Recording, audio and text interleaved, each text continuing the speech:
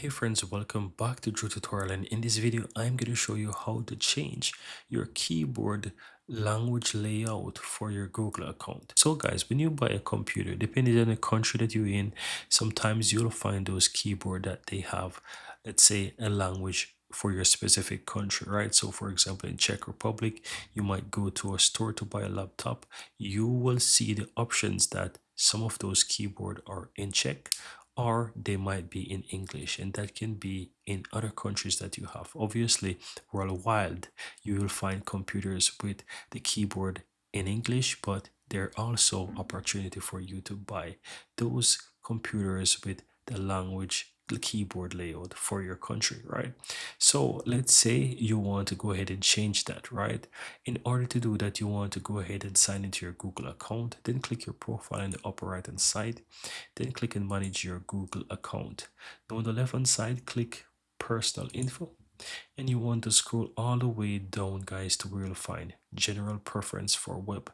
Now this is where you will have the option to select your language. You can choose that as well to change the language for your Google as well. And here you have the input tools.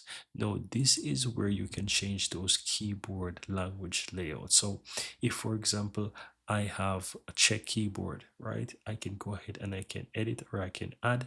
I can simply go ahead and I can choose add, and I can find it. So I can type for example Czech, and I will select that, and I can add that in, and I can simply click and save.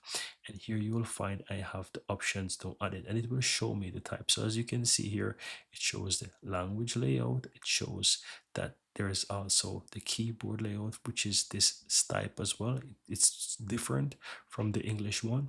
And you also have the one for handwriting. So depending on which one you want to use, all you have to do is just check these boxes, and those will become the default one for when you're using your computer, for example, anywhere in Google, the web, it will use in that layout. So it's very easy to do. Now I'm going to go ahead and keep that mine in English.